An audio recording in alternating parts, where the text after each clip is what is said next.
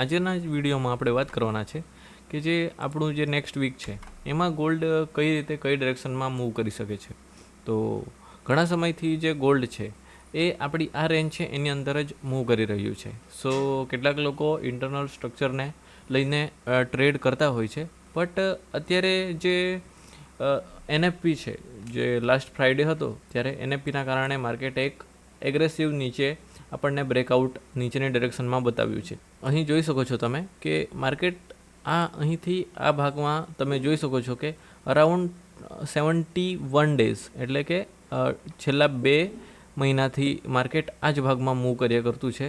And 2 મહિનામાં તમે જોઈ શકો છો કે માર્કેટ થોડા દિવસ માટે ઉપર જતું હતું, પછી થોડુંક કન્સોલિડેટ કરતું હતું, પછી થોડા દિવસ નીચે જતું હતું, પાછું થોડું વોલેટાઇલ થઈને ઉપર જતું હતું. એન્ડ આવી રીતે માર્કેટે કન્સોલિડેશન કર્યું છે. એન્ડ જે લાસ્ટ ફ્રાઈડે છે એનએફપી, ડ્યુરિંગ એનએફપી માર્કેટે એક એગ્રેસિવ બિગ બાર નીચેની ડિરેક્શનમાં આપણને બનાવીને આપી છે. સો આ એક સાઇન હોઈ શકે કે માર્કેટ જે છે એ જે ડેલી ટાઈમ ફ્રેમ છે એનો જે આ લો છે ત્યાં સુધી એટલીસ્ટ ત્યાં સુધી મૂવ કરે એન્ડ પછી જે પોતાની ડિરેક્શન છે એમાં જાય. તો જોઈએ હવે કે જે નેક્સ્ટ વીક છે તેમાં મે બી જે કેન્ડલ છે એ એગ્રેસિવ આ લોની નીચેની લિક્વિડિટી લઈ શકે છે એન્ડ કન્ટિન્યુ મૂવ કરી શકે છે. એન્ડ જેવી રીતે તમે જોઈ શકો છો કે માર્કેટે આ ભાગમાંથી આપણને એક બ્રેકઓફ સ્ટ્રક્ચર આપ્યું છે. એન્ડ બ્રેકઓફ સ્ટ્રક્ચર આપીને જે આપણું એક્સ્ટ્રીમનું જે અહીં આ જે સપ્લાય ઝોન છે એ સપ્લાય ઝોનમાંથી જે માર્કેટ છે એણે મૂવ કર્યું છે એન્ડ કન્ટિન્યુ કરતું છે. સો માર્કેટ અહીંથી લિક્વિડિટી લઈ એન્ડ પછી આપણને કેવી રીતે મૂવ આપતું છે એના અકોર્ડિંગ આપણે એડજસ્ટ કરીશું. અત્યારે જે આપણું પ્લાન છે એ આપણું પ્લાન બસ આટલું છે કે જ્યારે જે માર્કેટ છે એ કન્ટિન્યુ નીચે મૂવ કરે તો એ કન્ટિન્યુએશનને ટ્રેડ કરવાનું. આપણને 4 આવરમાં કન્ટિન્યુએશન મળશે તો એ કન્ટિન્યુએશનને આપણે આવી રીતે ટ્રેડ કરીશું. એન્ડ આપણને કન્ટિન્યુએશન 4 આવરમાં કઈ રીતે મળશે એના વિશે પણ આપણે વાત કરીએ. તો અહીં તમે જોઈ શકો છો કે જે માર્કેટ છે એણે જે 4 આવરની ટાઈમ ફ્રેમ છે એમાં તમે જોઈ જ શકો છો કે માર્કેટે અહીંથી લિક્વિડિટી લીધી છે. એન્ડ લિક્વિડિટી લઈને માર્કેટ કન્ટિન્યુ આપણને નીચેની ડિરેક્શનમાં ટ્રેડ આપતું છે. તો જોઈ શકો છો તમે કે માર્કેટ જે છે એણે કઈ રીતે આપણને આ મૂવ આપ્યા છે.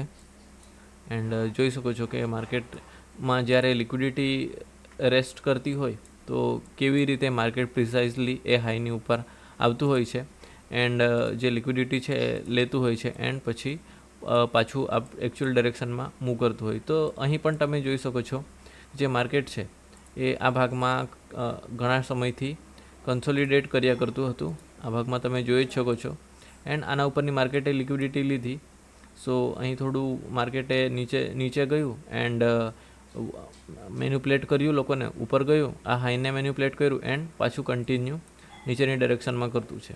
તો હવે જે લાસ્ટ આપણો સ્વિંગ હાઈ છે, જે લાસ્ટ આપણો સ્વિંગ લો છે એ અહીંથી માર્કેટે એક આપણને બ્રેકઓફ સ્ટ્રક્ચર આપ્યું છે. તો હવે આ એક આખો મૂવ નહીં કહી શકીએ, થોડું આપણને એક જે માર્કેટ છે થોડું મૂવ કરે. અહીંથી તમે જોશો તો માર્કેટ આ ભાગમાં મૂવ કરશે એન્ડ થોડું આપણને અહીંથી કરેક્ટિવ પ્રાઇસ એક્શન બનાવશે. મે બી આ ભાગમાં કોઈ આપણને ડિસિઝનલ સપ્લાય ઝોન મળે, આ ભાગમાંથી કોઈ એક્સ્ટ્રીમ મળે તો આ ભાગમાંથી આપણને મળી શકે છે. અત્યારે ઓલરેડી જે માર્કેટ છે એ કન્ટિન્યુ મૂવ કરતું છે. સો આ ભાગમાં આપણને કોઈ બીજું સપ્લાય ઝોન બનાવીને આ ભાગમાં કોઈ સપ્લાય ઝોન બનાવીને આપે તો ત્યાંથી પણ માર્કેટ મૂવ કરી શકે છે. તો જોઈએ હવે જે નેક્સ્ટ વીક છે એમાં આપણે જે કન્ટિન્યુએશન છે ઇઝીલી આપણને મળી જશે. જે માર્કેટ ઓપન થાય ત્યારે કયા પ્રકારની પ્રાઇસ એક્શન બનાવે એના અકોર્ડિંગ આપણે જે માર્કેટ છે એને આપણે એના હિસાબે આપણે અડેપ્ટ કરવાનું વિચારીશું. આ વસ્તુ પાકી છે કે માર્કેટ ઓલરેડી એક નવો સ્વિંગ લો બનાવી ચૂક્યું, એક નવો સ્વિંગ લો બનાવવા તરફ જઈ રહ્યું છે. સો મોમેન્ટમ નીચેની ડિરેક્શનમાં છે. સો બની શકે કે માર્કેટ જે આપણું ડિસિઝનલ સપ્લાય ઝોન છે, આપણું એક્સ્ટ્રીમ સપ્લાય ઝોન છે, અહીં આપણું જે ડિસિઝનલ સપ્લાય ઝોન બને એની નીચે પણ એક ઝોન બને તો બની શકે કે માર્કેટ અહીંથી પણ કન્ટિન્યુ કરી શકે છે. સો મારું પ્લાન એ જ રહેશે કે જ્યારે માર્કેટ અહીં જે કોઈ પણ સપ્લાય ઝોન બને એમાંથી જો મને 15 મિનિટમાં પ્રોપર કન્ફર્મેશન મળે તો હું એગ્રેસિવલી સેલિંગ કરવાનું વિચારીશ. તો આજ હતું આજનું વિડીયો કે જેની અંદર મેં તમને કીધું કે ગોલ્ડ કઈ રીતે મૂવ કરવાનું છે. અહીંથી આપણે જ્યારે આપણા ઝોનમાં માર્કેટ આવે તો જ્યાં સુધી આપણો જે આ ડેઈલીનો જે લો છે ત્યાં સુધી માર્કેટ પહોંચી ના જાય ત્યાં સુધી આપણે ટ્રેડ લેવાનું વિચારીશું. તો હોપ કે જે વિડીયો છે એ તમને ઇન્ફોર્મેટિવ લાગ્યું હોય. જો વિડીયો ઇન્ફોર્મેટિવ લાગ્યું હોય તો ચેનલને સબસ્ક્રાઈબ કરજો, વિડીયોને લાઇક કરજો. બાકી મળીએ આપણે એક નવા વિડીયોમાં. Thank you.